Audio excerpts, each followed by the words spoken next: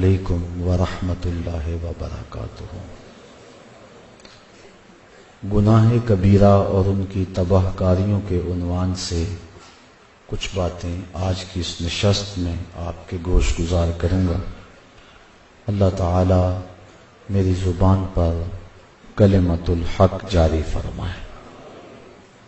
گناہ کبیرہ یا صغیرہ، اس کے بارے میں علماء کا باہم اختلاف ہے۔ امام ابو اسحاق اسفرائینی اور قاضی ابو بکر باقلانی اور دیگر علماء اشاعرہ اس بات کے قائل نہیں ہیں کہ گناہ چھوٹا ہوتا ہے۔ وہ کہتے ہیں ہر گناہ بڑا ہوتا ہے۔ جس سے یار ناراض ہو جائے وہ جملہ، وہ عمل، وہ فعل، وہ قول چھوٹا نہیں بڑا ہے۔ تو پھر صغیرہ اور کبیرہ کی جو تقسیم ہے یہ کیا معنی رکھتی ہے؟ تو علماء کرام کے ایک طبقے کا موقف یہ ہے کہ ایک دوسرے سے اس کا موازنہ کیا جائے، فی نفس ہی چھوٹا نہیں ہے، لیکن کچھ گناہ ان بڑوں میں اور زیادہ بڑے ہیں، اس لیے کہا جاتا ہے کہ یہ گناہ بڑے ہیں اور یہ ان میں سے بھی بڑے ہیں۔ لیکن ایک دوسرا طبقہ صغیرہ اور کبیرہ گناہوں کی تقسیم کا قائل ہے، اور اس پہ قرآن مجید کی اس آیت کو بطور دلیل پیش کرتے ہیں جو میں نے آپ کے سامنے تلاوت کی، کہ اللہ تعالیٰ جل شانہ ارشاد فرماتا ہے اگر تم بڑے گناہوں سے اجتناب کرو تو باقی گناہ تمہارے میں ویسے ہی معاف فرما دو۔ بڑے گناہ ان سے بچا جائے تو چھوٹے گناہ خود بخود ختم ہوتے رہتے ہیں۔ وضو کریں تو گناہ جھڑ جاتے ہیں۔ جمعے سے لے کر جمعے تک، ایک نماز سے لے کر دوسری نماز تک درمیان میں جو ہونے والے گناہ ہیں، یہ نمازیں، یہ جمعے ان کا کفارہ ہیں۔ نیکیوں کے کرنے سے گناہ ختم ہوتے ہیں۔ جب گناہ بندہ کرتا ہے تو دل پر ایک سیاہ نقطہ لگتا ہے، اگر نیکی کرتا ہے تو وہ مٹ جاتا ہے۔ تو اس سے مراد علماء کہتے ہیں صغیرہ گناہ ہے، چونکہ جو کبیرہ گناہ ہیں وہ بغیر توبہ کے معاف نہیں ہوتے۔ جو صغیرہ گناہ ہیں وہ جھڑتے رہتے ہیں، نماز سے جھڑ جاتے ہیں۔ حدیث میں آتا ہے جب کوئی بندہ نماز کے لیے کھڑا ہوتا ہے تو اللہ تعالیٰ جل شانہ فرشتوں کو کہتا ہے اس کے گناہ اتار کے ایک سمت ڈھیر لگا دو۔ فرشتے اس کے گناہ ایک سمت ڈھیر لگا دیتے ہیں تاکہ یہ میرا بندہ پاک صاف ہو کے میرے حضور کھڑا ہو۔ تو جب وہ نماز پڑھ کر فارغ ہو کے جانے لگتا ہے تو فرشتے عرض کرتے ہیں مالک یہ جو گناہ اس کے اتارے تھے یہ اترے رہنے دیں یا اس کے ساتھ لگا دیں؟ تو اللہ تعالیٰ فرماتا ہے اب اترے ہیں تو اترے ہی رہنے دو، میرا بندہ پاک صاف و ستھرا ہو کے گھر جائے۔ حضرت سلمان فارسی اور حضرت عثمان رضی اللہ تعالی عنہما، یہ حضرت عثمان بن عفان کے علاوہ کوئی اور عثمان نامی صحابی ہیں، یہ اکٹھے سفر میں تھے۔ راستے میں ایک درخت آیا، خزاں کا موسم تھا، ایک شاخ جھکی ہوئی تھی جس پہ زرد پتوں کا گہنا تھا۔ تو حضرت سلمان فارسی نے اس شاخ کو پکڑ کے جھٹکا دیا تو جتنے بھی پتے تھے وہ جھڑ گئے۔ تو حضرت سلمان فارسی نے حضرت عثمان سے کہا اے عثمان تو نے مجھے پوچھا نہیں کہ میں نے ایسا کیوں کیا ہے؟ انہوں نے کہا آپ بتا دیں کہ آپ نے ایسا کیوں کیا ہے۔ کہا ایک دن میں حضور کے ساتھ سفر میں تھا، ایسے ہی ایک درخت آیا، موسم خزاں کا تھا، پتے زرد تھے، حضور نے شاخ کو پکڑا، جھٹکا دیا، سارے پتے جھڑ گئے۔ حضور نے جب یہ عمل کیا تو میں اس منظر کو دیکھ کے محظوظ ہوتا رہا۔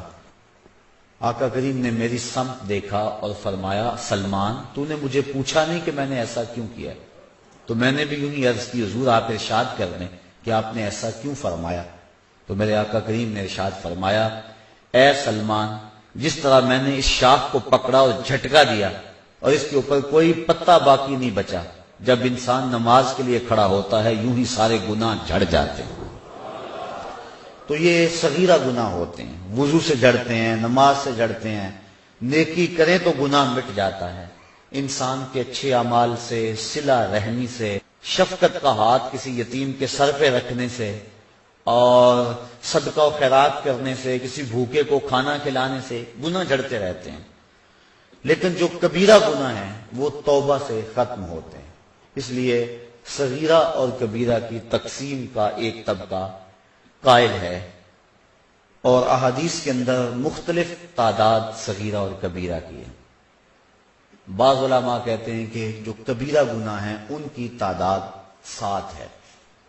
بخاری اور مسلم میں متفق علیہ روایت ہے، حضور علیہ السلام نے فرمایا کہ 7 چیزیں مہلکات میں سے، موبقات میں سے، ہلاک کر دینے والی ہیں، اور حضور نے وہ 7 گناہ گنوائے ہیں۔ بعض نے کہا کہ یہی کبیرہ ہے، بعض نے کہا کہ ایک روایت میں 9 کبائر کا تذکرہ آتا ہے، لہذا 9 گناہ کبیرہ ہیں۔ امام ذہبی نے الکبائر کے اندر 70 گناہوں پر تبصرہ کیا ہے، اور آپ کا موقف یہ ہے کہ یہ 70 گناہ کبیرہ ہیں۔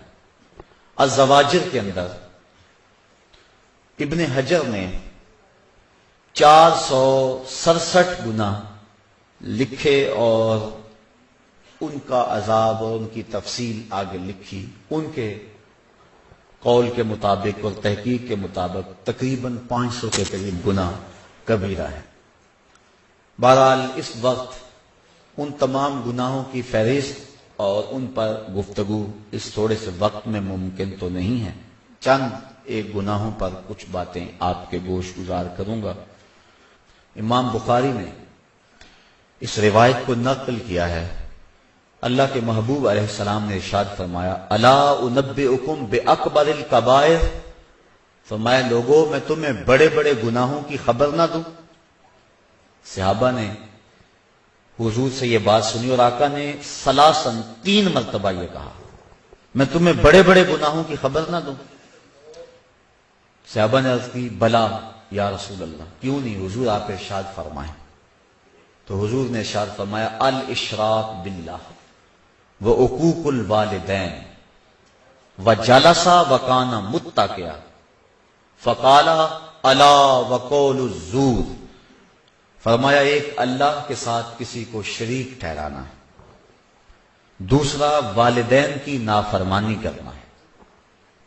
حضور ٹیک لگائے بیٹھے تھے، جب تیسری بات کہنے لگے تو ٹیک چھوڑ دی اور آگے ہو گئے۔ کسی چیز کو بیان کرتے ہوئے جب انسان زیادہ اپنے آپ کو چست کرتا ہے تو اس کا مطلب یہ ہوتا ہے اس چیز کی اہمیت زیادہ ہے۔ تو حضور ٹیک لگائے بیٹھے تھے، یہ 2 باتیں بیان فرمائیں اور پھر ٹیک چھوڑ کر حضور آگے ہو گئے۔ وجلس وکان متکئا فقال الا وقول الزور، فرمایا سن لو اور جھوٹی بات کہنا ہے، جھوٹی گواہی دینا ہے۔ تو اس حدیث میں ان 3 گناہوں کو بڑے بڑے گناہ شمار کیا گیا۔ ایک حدیث میں یمین الغموس، جھوٹی قسم کھانا ہے، اور ایک حدیث کے اندر قتل النفس، کسی انسان کو قتل کرنا ہے۔ تو یہ گناہ بڑے بڑے ہیں۔ کبیرہ گناہوں میں بھی آگے یہ گناہ سر فہرست ہے۔ اللہ کے ساتھ کسی کو شریک ٹھہرانا یہ سب سے بڑا ظلم ہے، اور اللہ تعالیٰ نے قرآن مجید کے اندر اس کو ظلم عظیم کہا۔ کوئی ذات کائنات کے اندر اس بات کا استحقاق نہیں رکھتی کہ وہ رب تعالیٰ کے ساتھ برابری کا دعویٰ کرے، یا کوئی شخص اس کے بارے میں یہ سوچے کہ مالک کے برابر ہے۔ اس کی ذات میں اور اس کی صفات میں کوئی شریک نہیں ہو سکتا ہے۔ تو اللہ کے ساتھ کسی کو شریک ٹھہرانا یہ سب سے بڑا جرم ہے، بلکہ یہ کفر ہے، لیکن کبائر میں بھی اس بات کو گنوایا گیا کہ اس سے بڑا کوئی گناہ نہیں ہو سکتا ہے۔ اور اللہ تعالیٰ شرک کے علاوہ جتنے بھی گناہ ہیں ان کو بخش دے گا، لیکن شرک کو نہیں بخشے گا۔ وہ یہ گوارا ہی نہیں کرتا کہ میرے ساتھ کسی کو شریک ٹھہرایا جائے۔ اور قرآن مجید میں متعدد مقامات پہ اس بات کی نفی کی کہ تم تو غور کرو، تم اس بات پہ تدبر کرو کہ اللہ کا شریک ہو سکتا ہے، اور تم ان بتوں کو اس کا شریک بنا رہے ہو جو اپنے بدن پہ بیٹھی ہوئی مکھی بھی نہیں اڑا سکتے۔ اتنے بے بس اور اتنے مجبور وہ اللہ کے شریک کیوں کر ہو سکتے ہیں؟ پھر جس کو اس نے خود پیدا کیا ہوا ہے وہ اس کے شریک کیسے ہو سکتے ہیں؟ وہ اپنی زندگی میں اللہ تعالیٰ کے ہر آن محتاج ہیں، تو جو محتاج ہے وہ کیسے اس کے برابر ہو سکتا ہے جس کی طرف لوگوں کا احتیاج ہو؟ اس لیے شرک عقلاً محال ہے، اور اپنے رب کے ساتھ ہم نہ ذات میں کسی کو شریک کر سکتے ہیں نہ صفات میں کسی کو شریک کر سکتے ہیں، بلکہ اللہ کے علاوہ کسی اور شخص کا حلف اٹھانا بھی اس لیے جائز نہیں ہے کہ یہ اللہ کی شان کے خلاف ہے۔ حتیٰ کہ امام الانبیاء صلی اللہ علیہ وآلہ وسلم کے نام کی قسم کرنا بھی ہمارے لیے جائز نہیں ہے۔ یہ بعض بات کہتے ہیں کہ مجھے اپنے بیٹے کی قسم، مجھے تیرے سر کی قسم، یہ سخت جرم ہے اور یہ کبیرہ گناہ ہے کہ اللہ کے علاوہ کسی اور شخص کی قسم کی جائے۔ قسم کا حق اللہ کے لیے ہے اور اسی کی قسم اٹھائی جائے، اس کے علاوہ کسی اور کی قسم نہ اٹھائی جائے۔ ریا کو شرک اصغر کہا گیا ہے۔ ریا کیا ہے کہ انسان اپنا عمل کسی اور کے لیے کرے، کسی کو دکھلانے کے لیے، کسی کی خوشنودی حاصل کرنے کے لیے، دکھلاوے کے لیے عمل کرے، تو اس کو بھی شرک اصغر کہا گیا ہے کہ کل قیامت کے دن اللہ تعالیٰ فرمائے گا جن کے لیے عمل کیا تھا ان سے جزا لے۔ تو اللہ کے لیے عمل کیا جائے ذات اور صفات میں، اس کا کسی کو شریک نہ مانا، نہ سمجھا، نہ جانا جائے، تو یہ جو ہے وہ توحید ہے۔ اور اگر کوئی شخص اس شرک کا ارتکاب کرتا ہے تو یہ سب سے بڑا گناہ ہے، اور کبیرہ گناہوں میں بھی سب سے بڑا گناہ یہ ہے کہ اللہ کے ساتھ کسی کو شریک ٹھہرایا جائے۔ دوسرا بڑا گناہ جو اس حدیث کے اندر حضور نے بیان فرمایا وہ عقوق الوالدین، والدین کی نافرمانی کرنا، ان کی گستاخی اور ان کی توہین کرنا، والدین کو اذیت پہنچانا، ان کو دکھ دینا، شریعت میں یہ کبیرہ گناہوں میں دوسرے نمبر پہ بڑا گناہ ہے۔ بعض لوگوں نے زنا کو کبیرہ گناہوں میں دوسرے نمبر پہ بڑا گناہ شمار کیا، لیکن بہت سارے اہل علم نے کبیرہ گناہوں میں سے شرک کے بعد بڑا گناہ حقوق الوالدین، والدین کی نافرمانی کو شمار کیا ہے کہ والدین کی نافرمانی نہ کی جائے۔ اور اللہ تعالیٰ نے قرآن مجید میں ان کے حضور ادب سے پیش ہونے اور اپنے بازوؤں کو سپیڑ لینے کی تاکید فرمائی، اور یہاں تک فرمایا کہ ان کے سامنے اف تک نہ کہو۔ کلمہ تعفیف سے بھی منع کر دیا۔ حضرت امام حسن رضی اللہ تعالی عنہ حضرت سیدہ فاطمہ زہرا رضی اللہ تعالی عنہا کے پاس بیٹھ کر ساتھ کھانا نہیں کھاتے تھے۔ ایک دن انہوں نے کہا کہ بیٹا میری آرزو یہ ہے کہ میرے ساتھ تم کھانا کھاؤ، اور تم اکثر گریزاں ہوتے ہو اس سے۔ عرض کی امی جی میں اس بات سے ڈرتا ہوں کہ کسی لقمے کی طرف آپ کی نظر بڑھ جائے لیکن ابھی آپ کا ہاتھ نہ بڑھے، اور میں آپ کے ارادے سے عدم آگہی کی وجہ سے اس لقمے کو اٹھا لوں اور آپ ماں ہونے کے ناطے سے نہ روکیں، تو یہ آپ کی کہیں توہین نہ ہو جائے۔ میں اس ڈر سے آپ کے ساتھ بیٹھ کے کھانا بھی نہیں کھاتا۔ کلمہ تعفیف کے زمرے میں علماء نے یہ بات بھی لکھی ہے کہ والدین کے سامنے اف بھی نہ کرو۔ اس کا مفہوم کیا ہے؟ وہ کہتے ہیں جب والدین بوڑھے ہو جائیں اور اس حالت میں پہنچ جائیں کہ بول و براز چارپائی پہ کر دیں، تو اولاد، سعادت مند جو اولاد ہے وہ والدین کو اس عمر کے اندر اٹھاتی ہے، ان کے کپڑے بدلتی ہے اور غلاظت، گندگی دور کرتی ہے اور اس میں سعادت سمجھتی ہے۔ ایک شاعر ہوا احسان دانش، وہ کہتا ہے میں اپنی ماں کی خدمت اپنی بیوی کو نہیں کرنے دی، میں نے کہا یہ حق میرا ہے اور یہ میں سعادت کسی اور کو کیوں دوں۔ اور وہ کہتا ہے کہ کافی دور نہر تھی ہمارے گھر سے، جہاں جا کر میں اس کا لباس دھوتا تھا اور پھر واپس آتا تھا۔ تو ہم بیویوں کے سپرد کر کے بعض کا چلے جاتے ہیں اپنے ماں باپ کو، اور یہ نہیں سمجھتے کہ اس میں ہمارا اپنا حق کتنا ہے۔ ان کی سعادت مندی کہ اگر وہ تعاون کریں، لیکن یہ اولاد کی ذمہ داری ہے کہ وہ اپنے ماں باپ کی خدمت کریں، اور ماں باپ کی خدمت کرنے والا دنیا کے اوپر ہی نقد جزا پاتا ہے۔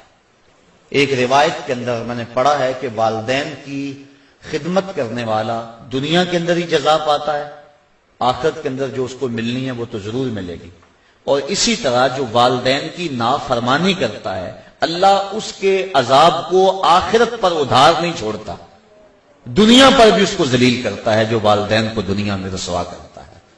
اور آپ دیکھ لیں معاشرے کے اندر جس نے والدین کو دکھ دیا وہ دنیا میں بھی ذلیل ضرور ہوا، بلکہ صوفیاء نے کتب تصوف میں لکھا ہے، اور اس کی مؤید ایک حدیث بھی ہے کہ جس نے والدین کے لیے روزانہ دعا کی، والدین زندہ ہیں یا فوت ہو گئے، معمول بنا لیا کہ ان کے لیے مغفرت کی دعا کرے، تو کہتے ہیں ساری زندگی اس کے رزق میں بے برکتی نہیں آ سکتی۔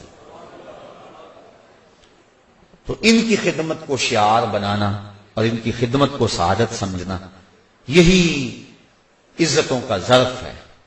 بلکہ ذرا غور کیجئے، صحاح میں روایت ہے حضور علیہ السلام کی خدمت میں ایک شخص حاضر ہوا، عرض کی حضور میں آپ سے اذن جہاد طلب کرتا ہوں، جہاد پہ جانا چاہتا ہوں۔ تو جواباً ارشاد فرمایا احی والدہ کا، کیا تیرے والدین زندہ ہیں؟ قال نعم، عرض کی ہاں حضور میرے والدین زندہ ہیں۔ قال ففیہ ما فجاہد، کہا جا ان کی خدمت کر، یہی تیرا جہاد ہے۔ باپ فالج میں گرا ہوا ہے اور بیٹا تبلیغی چلہ کاٹنے جا رہا ہے، کوئی قبولیت نہیں ہے۔ ماں کو ضرورت ہے اور وہ تڑپ رہی ہے، بیٹے کو آوازیں دے رہی ہے، اور بیٹا پیر کے دربار پہ اپنی داڑھی سے جھاڑو دے رہا ہے۔ ماں باپ کو سخت ضرورت ہے اور بیٹا جہاد پہ گیا ہوا ہے، شریعت نے اس کی اجازت نہیں دی، اس کی حوصلہ شکنی کی ہے۔ ہاں اگر کوئی اور تمہارا بھائی ان کی خدمت کرنے والا موجود ہے تو پھر ان کے اذن سے تم جا سکتے ہو، لیکن اگر ان کو ضرورت ہے تو تمہاری سب سے بڑی نیکی یہ ہے کہ تم ان کی خدمت کرو، ان کی دعائیں لو، ان کی رضا میں اللہ کی رضا ہے۔ دیکھ لو حضرت اویس کرنی رضی اللہ تعالیٰ عنہ، صحابی نہیں بنے، حضور اپنی قمیض کے بٹن کھول کے لمبی لمبی سانسیں لیتے ہیں اور فرماتے ہیں مجھے یمن سے یار کی خوشبو آتی۔ کسی نے کہا حضور یمن تو اتنا دور ہی نہیں ہے، لوگ کہاں کہاں سے آگے آپ کو ملنے کے لیے، زیارت کے لیے، اتنا پیار آپ کا اس سے، تو وہ آپ کی زیارت کے لیے بھی نہیں آیا؟ تو فرمایا اس کی بوڑھی اور نابینا ماں ہے، اس کی خدمت اسے میرے حضور آنے سے روکے ہوئے ہے۔ تو جو والدین کی تعظیم اور عزت کرتا ہے وہ برکتیں پاتا ہے اور حضور کا محبوب بنتا ہے۔ بلکہ حضور نے فرمایا کوئی اویس سے ملے اور میرا سلام کہے اور اسے کہے کہ میری امت کی بخشش کی دعا کرے، تو یہ طے ہو گیا کہ جو ماں باپ کی خدمت کرتا ہے اللہ اس کی دعائیں رد نہیں کرتا ہے۔ بلکہ حضرت اویس کرنی کو حضرت عمر فاروق اور حضرت علی المرتضیٰ ملے، جا کے حضور کا سلام دیا، حضور کا جب نام سنا تو آنکھوں میں آنسو امٹ آئے اور زاروں کے کار رونے لگے۔ کہا بتاؤ حضور کے لبوں پہ میرا نام کیسے آیا تھا، کیسے کہا تھا اویس کو میرا سلام دو؟ جب پیار اور محبت کا یہ عالم دیکھا تو کہا اویس اتنا پیار حضور سے تو ملنے کیوں نہیں آیا، زیارت کے لیے کیوں نہیں آیا؟ حضرت اویس کرنی رضی اللہ تعالیٰ عنہ نے فرمایا اچھا تم نے میرے رسول کی زیارت کی ہے؟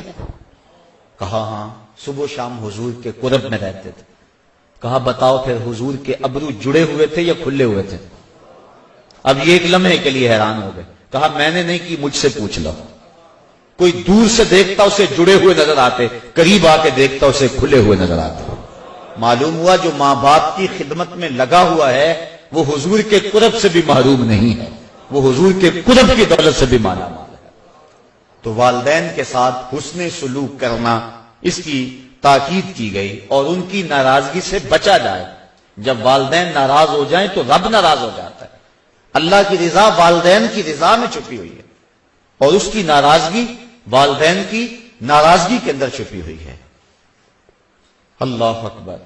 تو والدین کی نافرمانی یہ دوسرا بڑا گناہ ہے اور اس سے اجتناب کرنا چاہیے اور ماں باپ سے معذرت کر کے ان سے معافی مانگ لینی چاہیے۔ علماء کہتے ہیں کہ 3 اشخاص سے ہاتھ جوڑ کر معافی مانگنے میں کوئی شرم محسوس نہیں کرنی چاہیے۔ ایک والدین، دوسرا استاد اور تیسرا شیخ۔ یہ 3 ہستیاں ایسی ہیں کہ کوئی غلطی ہو جائے تو فوراً معذرت کر لو۔ ماں باپ تو ویسے ہی جلدی معاف کر دینے والے ہوتے ہیں، ان کا تو دل ہی بڑا نرم ہوتا ہے۔ ایک صحابی، ان کی روح پرواز نہیں ہو رہی تھی تو حضور علیہ السلام تشریف لے گئے تو آقا کریم نے پوچھا کہ اس کی ماں ہے؟ عرض کی ہاں حضور ہے۔ تو حضور اس کے ہاں تشریف لے گئے، فرمایا کہ تیرا اور تیرے بیٹے کا ماجرا کیا ہے؟ عرض کی حضور وہ اپنی بیوی کی بات کو میری بات پہ ترجیح دیتا تھا اور میں اس کو معاف نہیں کرنا۔ حضور فرمایا بلال اٹھو اور لکڑیاں اکٹھی کرو اور جب آگ روشن ہوئے پھر مجھے بتانا۔ عرض کی حضور یہ لکڑیاں کیوں اکٹھی کرنی اور آگ کیوں جلانی ہے؟ کہا اگر تم معاف نہیں کرو گی تو اس کی روح نہیں نکلے گی، تو اسے میں آگ میں جلاؤں گا۔ تو ماں نے عرض کی حضور میں نے معاف کر دیا۔ تو کہا بلال جلدی جاؤ تلقین کرو اسے کلمے کی۔ تو جب وہ دوڑے ان کے لبوں کے اوپر پہلے ہی کلمہ جاری تھا۔ تو ماں باپ کی نافرمانی، ماں باپ کی ناراضگی اللہ کی ناراضگی کا سبب بن جاتا ہے۔ یہ دوسرا بڑا جرم ہے۔ تیسرا کبیرہ گناہ قتل النفس، کسی جان کو قتل کرنا۔ جس نے کسی ایک انسان کو قتل کیا گویا اس نے پوری انسانیت کو قتل کیا، اور جس نے کسی ایک انسان کی زندگی بچائی گویا اس نے پوری انسانیت کو زندگی بخشی۔ اور اللہ تعالیٰ فرماتا ہے جس نے کسی مومن کو جان بوجھ کر قتل کیا اس کی سزا جہنم ہے۔ اور حدیث میں آتا ہے کہ مومن کو حق کے علاوہ تم قتل نہیں کر سکتے ہو، اور حق 3 ہیں، ایک شادی شدہ زانی، ایک قتل کے بدلے قتل قصاص، اور تیسرا دین سے بغاوت کرنے والا۔ آپ اس حق میں کسی کو قتل کریں گے، اس کے علاوہ آپ کسی کو قتل نہیں کر سکتے۔ تو مومن کو قتل کرنا سخت جرم ہے، بلکہ حضور نے ارشاد فرمایا جب 2 مومن آپس میں الجھ پڑتے ہیں اور ایک دوسرے کے ساتھ لڑتے ہیں تو قاتل اور مقتول دونوں جہنمی ہیں۔ عرض کی حضور قاتل تو جہنمی ہوا، مقتول کیسے جہنمی ہوا؟ فرمایا وہ بھی اپنے بھائی کے قتل کرنے پہ حریص تھا، یہ الگ بات ہے کہ اس نے پہلے اس کو قتل کر دیا، لہذا دونوں جہنمی ہیں۔ اور ایک حدیث میں آتا ہے کہ جس نے قتل کے اندر نصف جملے سے بھی مدد کی، پورا جملہ نہیں کہا، آدھا جملہ کہا، اور اتنی مدد کسی کے قتل میں کی، تو فرمایا قیامت کے دن اس کی دونوں آنکھوں کے درمیان لکھ دیا جائے گا کہ یہ اللہ کی رحمتوں سے محروم ہے۔ یہ جو قاتل پارٹی کی طرف سے ان قواریوں پہ جاتے ہیں اور کہتے ہیں جی برادری کا مسئلہ ہے، ذرا وہ اس بات پہ غور کریں، جس نے آدھے جملے سے بھی مدد کی تو اس کی آنکھوں کے درمیان یہ بات لکھ دی جائے گی کہ یہ اللہ کی رحمتوں سے دور ہے۔ تو قتل نفس، علماء کہتے ہیں کہ قاتل کا گناہ جو ہے وہ معاف نہیں ہوتا جب تک اس کو 3 ذوات معاف نہ کرے۔ ایک تو اس میں اللہ کا حق ہے کہ اس نے انسان کو پیدا کیا تو اس نے اسے قتل کیا، تو سچی توبہ سے یہ حق معاف ہوگا۔ دوسرا حق مقتول کا ہے کہ اس کی جان کو اس نے ضائع کیا تو وہ اگر معاف کرے گا تو معافی ہوگی۔ اور تیسرا حق اس کے وارثوں کا ہے، ان بچوں کا ہے جو یتیم ہو گئے، اس بیوہ کا ہے جس کا سہاگ اجڑ گیا، ان بہنوں کا ہے جن کا سہارا چھین لیا گیا، اس بھائی کا حق ہے جس کی کمر توڑ دی گئی، اس بوڑھے ماں باپ کا حق ہے جن کی آنکھوں کا نور چھین لیا گیا. تو یہ تیسرا حق جو ہے وہ ان وارثوں کا ہے. تو اگر یہ راضی ہو گئے تو پھر معافی ہوگی. تو جو قاتل ہے وہ ان 3 ذوات سے معافی کا طلبگار ہوگا. اگر معافی ہوئی تو پھر اس کی جان چھوٹے گی، ورنہ اس کی جان نہیں چھوٹے گی. چوتھا کبیرہ گناہ الزنا. اللہ تعالیٰ نے قرآن مجید کے اندر صاف واضح اور 2 ٹوک الفاظ میں ارشاد فرمایا لا تقربوا الزنا. زنا کے قریب بھی نہ جانا. کیوں؟ انہ کان فاحشۃ وساء سبیلا. یہ فحش کام ہے اور انتہائی برا رستہ ہے. عقلاً بھی اس میں فحاشی ہے، شرعاً بھی اس میں فحاشی ہے، اور عادتاً بھی اس میں فحاشی ہے. تو کوئی بھی شریف شخص زنا کا ارتکاب نہیں کرتا. اور حدیث میں آتا ہے جب زانی زنا کرتا ہے تو اس سے ایمان نکال لیا جاتا ہے، اور زانی کے رزق میں بے برکتی ڈال دی جاتی ہے، اس کے چہرے کے نور کو چھین لیا جاتا ہے، اور اللہ کی رحمتوں سے وہ محروم کر دیا جاتا ہے. اللہ کے محبوب علیہ السلام کی بارگاہ میں ایک شخص حاضر ہوا. اسلام اس نے قبول کیا اور عرض کی حضور میرے میں بڑے گناہ ہیں اور میں وہ چھوڑنے کا آپ سے وعدہ کرتا ہوں، لیکن مجھے لت پڑی ہے زنا کی، وہ میں نہیں چھوڑ سکتا. اب حضور رحمت اللہ العالمین حکیم نبی کیسے اس کی تربیت فرماتے ہیں. اس نے کہا سارے گناہ چھوڑ دوں گا، زنا نہیں چھوڑ سکتا. فرمایا تو کیا پسند کرتا ہے کہ تیری ماں کے ساتھ کوئی زنا کرے؟ اس نے عرض کی حضور میں یہ پسند نہیں کرتا. تو فرمایا جس کے ساتھ تو زنا کرے گا وہ بھی کسی کی ماں ہوگی. اس طرح فرمایا تو پسند کرتا ہے کہ کوئی تیری بہن کے ساتھ زنا کرے؟ اس نے کہا حضور یہ میں کیسے پسند کرتا ہوں. تو فرمایا کہ جس کے ساتھ تو زنا کرے گا وہ کسی کی بہن ہو سکتی ہے. اس طرح بیٹی کے بارے میں، بیوی کے بارے میں حضور نے فرمایا. تو وہ بات اس کے اندر اتر گئی. عرض کی حضور میں توبہ کرتا ہوں، آج کے بعد زنا نہیں کروں گا. زنا اللہ کو سخت ناپسند ہے.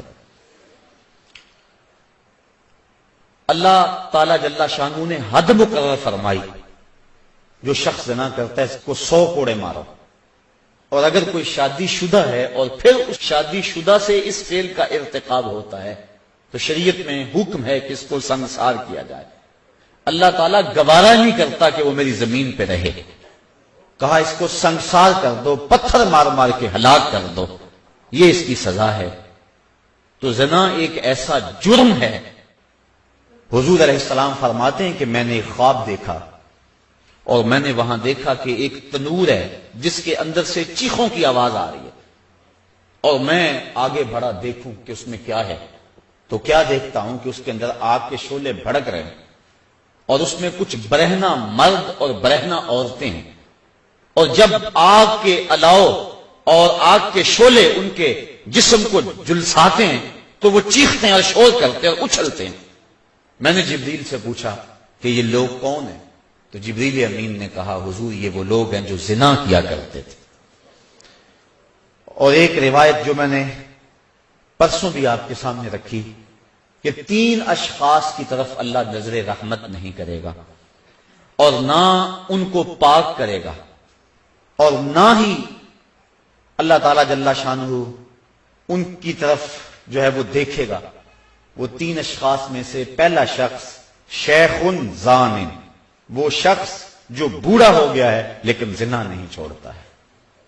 بوڑھا زانی اللہ کو سخت ناپسند ہے.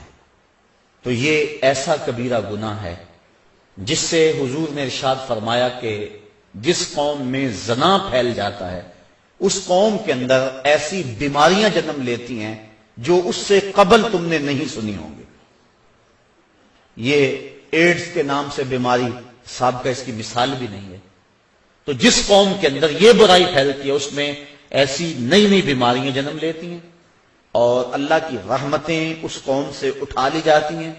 ان لوگوں کے چہروں سے نور اچک لیا جاتا ہے اور ان کے اندر فقر و فاقہ مسلط کر دیا جاتا ہے جس قوم کے اندر یہ برائی پھیلتی چلی جائے۔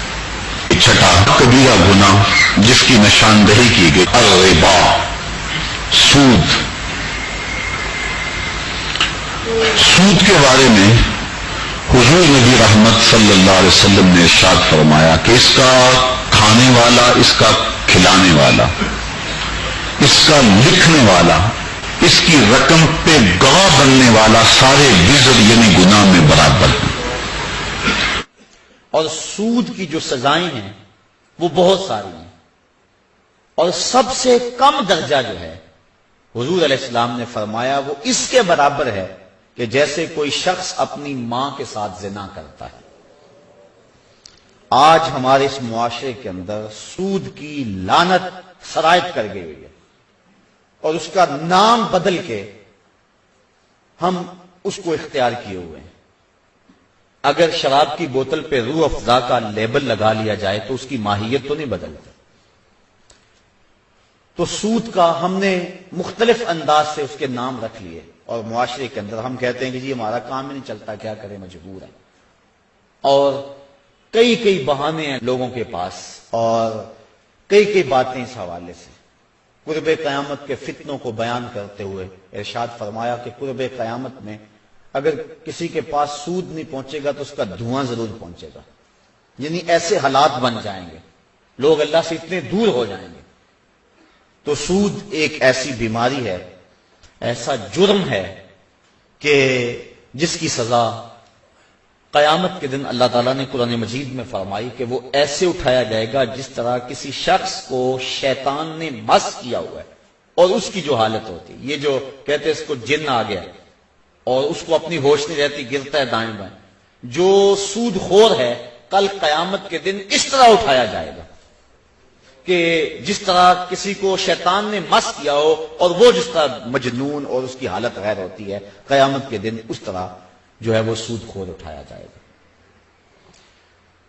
حبیب اجمی بہت بڑا سود خور ہے، گزر رہا ہے سڑک سے، بچے کھیل رہے ہیں، اس وقت کچی سڑکیں ہوتی تھی، تو اس کے پاؤں سے گرد اڑی، تو جب گرد اڑی تو ان بچوں نے کہا پیچھے ہٹ جاؤ، یہ سود خور جا رہا ہے، کہیں ایسا نہ ہو کہ اس کے پاؤں سے اڑنے والی گرد تمہارے اوپر پڑ جائے اور تمہیں جہنم کی آگ میں ڈالا جائے۔ ان بچوں کی بات ابھی اجمی نے سنی اور بڑا پریشان ہوا۔ بعض کا ایک جملہ بندے کو بدل دیتا ہے۔ میں پچھلے دن سنت اور بدعت کے عنوان سے کچھ باتیں کی، تو میں جب واپس یہاں سے نکلا ہوں تو کتنے لوگوں نے مجھے یہ بات کہی ہے کہ آپ دعا کریں کہ جب دوبارہ ہم آپ کو ملے تو ہمارے چہرے پہ سنت کا نور ہو۔ تو بعض کا وقت ایسا ہوتا ہے کہ ایک جملہ اندر اتر جاتا ہے۔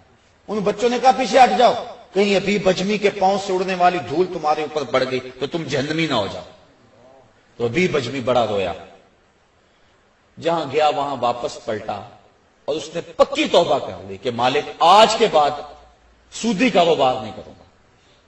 تو جب واپس آیا تو وہی بچے بھی کھیل رہے تھے، اور اس کے دل میں شرمندگی تھی ان بچوں سے، گزرنے لگا تیزی سے تو گرد زیادہ اڑی، تو بچوں نے ایک دوسرے سے کہا اور جلدی جلدی آگے ہو جاؤ، اگر حبیب اجمی کے پاؤں سے اڑنے والی دھول تمہارے بدن کے کسی حصے میں پہنچ گئی تو تمہیں اللہ جنت کی بہاریں عطا فرما دے۔ قیامت کے دن کچھ لوگوں کے بڑے بڑے جسم ہوں گے، حدیث میں آتا ہے، اور حضور نے اس منظر کو دیکھا، اور بطن ہوں گے جس طرح شیشہ ہوتا ہے، اور اس کے اندر حضور نے دیکھے سانپ ہیں اور بچھو ہیں، اور وہ شخص اٹھتا ہے تو اس سے اٹھا نہیں جاتا۔ پوچھا جبریل یہ کون لوگ ہیں؟ فرمایا یہ وہ لوگ ہیں جو سود کھایا کرتے تھے۔ تو سود کھانا، سود کھلانا، سود لکھنا، سود کی رقم پہ گواہ بننا، یہ سارے جرم کے اندر برابر کے شریک ہیں۔ اللہ ہمیں اس لعنت سے محفوظ فرمائے۔ اگر کسی کے کاروبار کے اندر سود کا ایک ذرہ بھی ہے تو وہ جلدی سے اپنے کاروبار کو پاک کر دے، کیونکہ سود میں فائدہ کوئی نہیں ہے، سود میں نقصان ہی نقصان ہے۔ اللہ تعالیٰ فرماتا ہے کہ وہ ربا کو گھٹاتا ہے اور جو تم صدقات دیتے ہو اس کو بڑھاتا ہے۔ عقل انسانی کہتی ہے کہ جو سود لیتے ہیں اس سے تو مال میں اضافہ ہوتا ہے، اور زکوٰۃ نکالیں تو اس میں مال میں کمی ہوگی، لیکن اللہ فرماتا ہے نہیں، اس میں زیادتی ہوگی، اس میں کمی ہوگی۔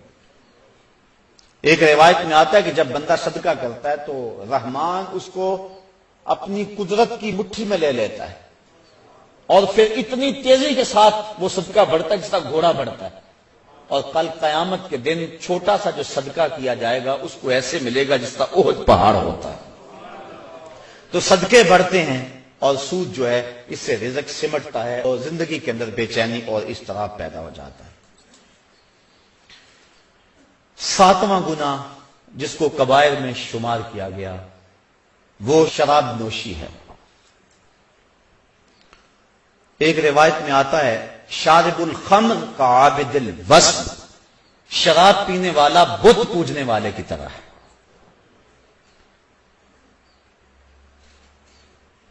حضور نبی رحمت صلی اللہ علیہ وسلم نے ارشاد فرمایا کہ جو شخص دنیا پر شراب پیتا ہے اللہ قیامت کے دن اسے طینۃ الخبال پلائے گا۔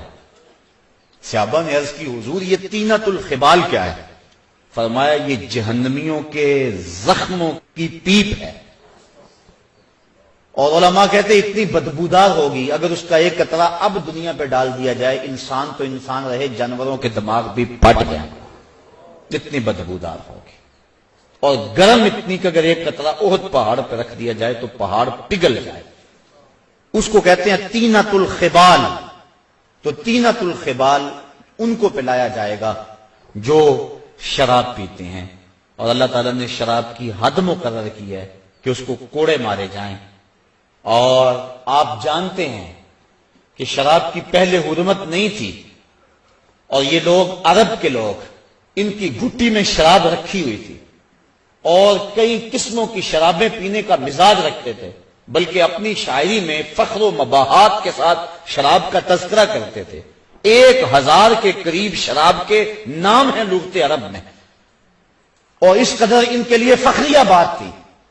اور جب حکم نازل ہوا کہ شراب حرام کر دی گئی ہے تو لوگوں نے مٹکے توڑ دیے، یہاں تک کہ جو نالیاں تھیں ان کے اندر شراب ہی بہتی چلی جا رہی تھی۔ ادھر حکم ہوا اور ادھر تعمیل ہو گئی۔ یہ تھی ان کی زندگی، وہ حکم کو ترجیح دیتے تھے۔ جب تو حکم ہو گیا، ایک دن حضور خطبہ فرما رہے تھے، کچھ لوگ کھڑے تھے تو حضور فرمایا بیٹھ جاؤ، تو ایک صحابی گھر سے نکل رہے تھے، ابھی گلی میں ہی تھے، انہوں نے وہاں سنا تو وہیں بیٹھ گئے، کہا حضور نے کہہ دیا ہے بس عمل ہو گیا۔ یہ تھی ان کی زندگی اور یہ تھے ان کے شب و روز۔ اور صحابہ 10 آیتیں تلاوت کرتے تھے، اتنی دیر تک آگے تلاوت نہیں کرتے تھے جب تک 10 پہ عمل نہیں ہو لیتا۔ تو شراب ایک ایسا عمل ہے کہ جس کی سزا بڑی سخت ہے، دنیا پر بھی اور آخرت کے اندر بھی اس کو طینۃ الخبال پلایا جائے گا۔ شرابی کی جو سزائیں ہیں اور جو اس کی تباہ کاریاں ہیں وہ تو ہیں، لیکن اس کی ایک بہت بڑی سزا یہ ہے کہ جو شرابی ہے یا اور بھی کسی طرح کا نشہ کرتا ہے اس کو مرتے وقت کلمہ نصیب نہیں ہوتا۔ اللہ تعالیٰ جل شانہ ہمیں اس سے محفوظ و مامون فرمائے۔ کبیرہ گناہوں میں سے ایک گناہ النیاحہ، جب کوئی شخص فوت ہو جائے تو نوحے کرنا، یہ بالخصوص عورتوں میں ہے، مردوں میں بھی پایا جاتا ہے لیکن زیادہ تر یہ بیماری عورتوں میں ہے۔ کوئی کہتا ہے اللہ تجھے ترس نہ آیا، یہ جملہ تو خیر کفر ہے، اگر کسی نے کہا تو اس کو تجدید ایمان لازم ہے۔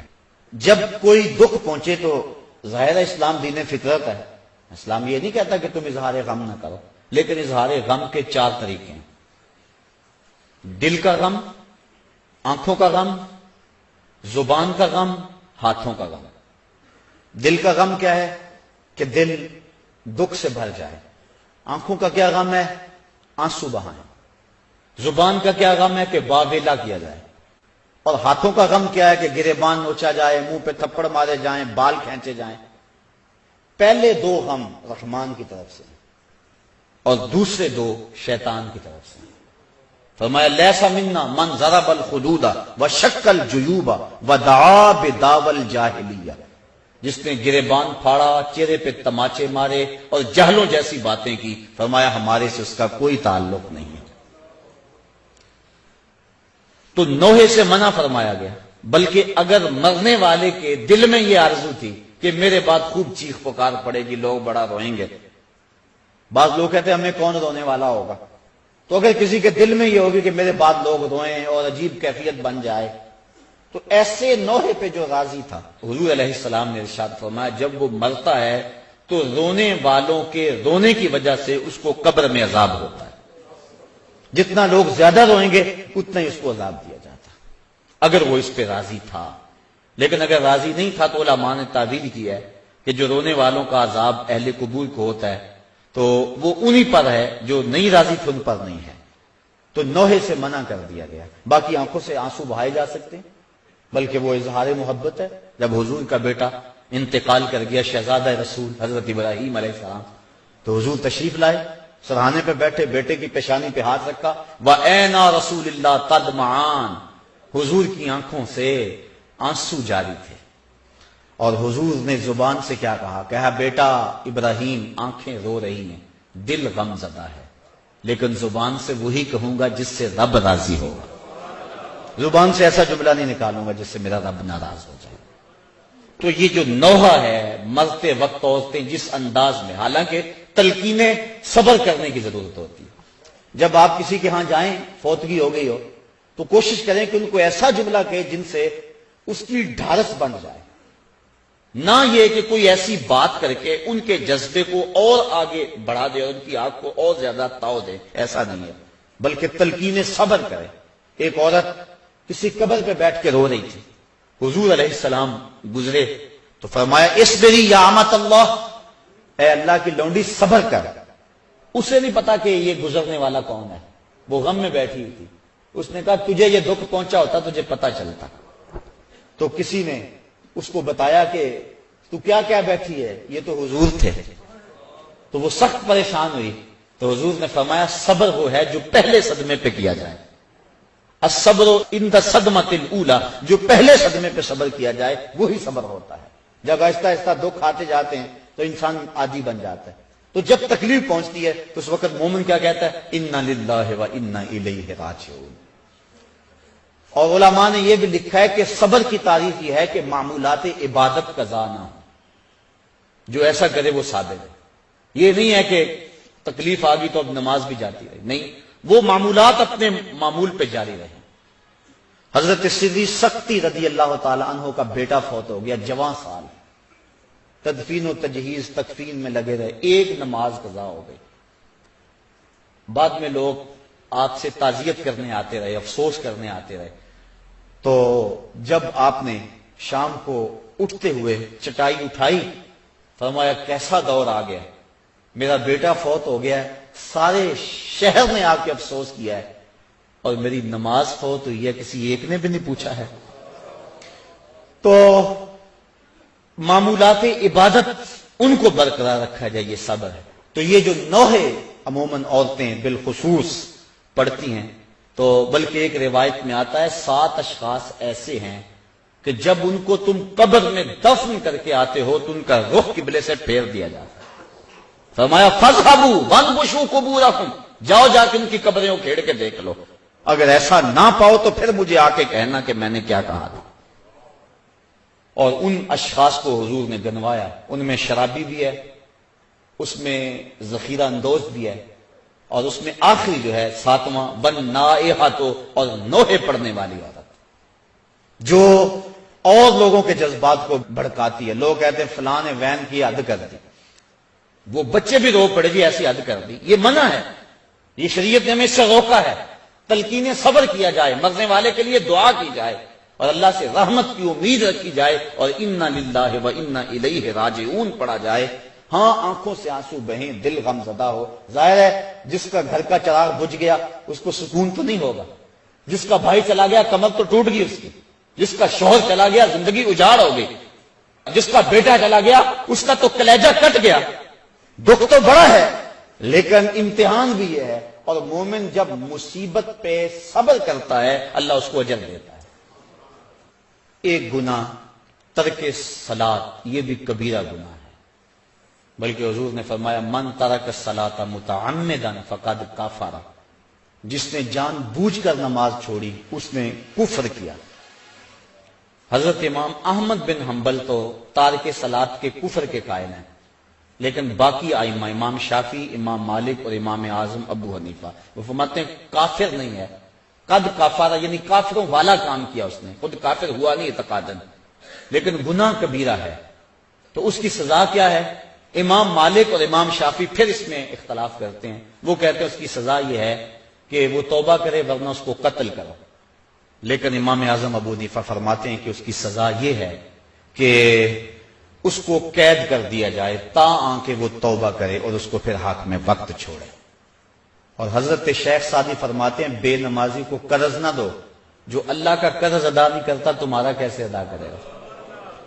اور حضرت سلطان باہو علیہ رحمہ آپ فرماتے ہیں کہ بے نمازی سے تو خنزیر بھی پناہ مانگتا ہے۔ اور حضرت غوث اعظم جن کی 11ویں پکاتے ہو، سنو ان کی تعلیمات، وہ کہتے ہیں بے نمازی کو مسلمانوں کے قبرستان میں دفن نہ کرو۔ تو یہ ہے اتنی سخت تحدید ان لوگوں کے لیے جو نماز چھوڑتے ہیں، جو نماز چھوڑتے ہیں لیکن جماعت سے نہیں پڑھتے، ان کے بارے میں یہ تحدید ہے۔ تارک الجماعت ملعون، فرمایا کہ جو جماعت کو ترک کرتا ہے وہ لعنتی ہے، تو جو نماز ہی نہیں پڑھتا ہے تو اس کی کیفیت کیا ہوگی؟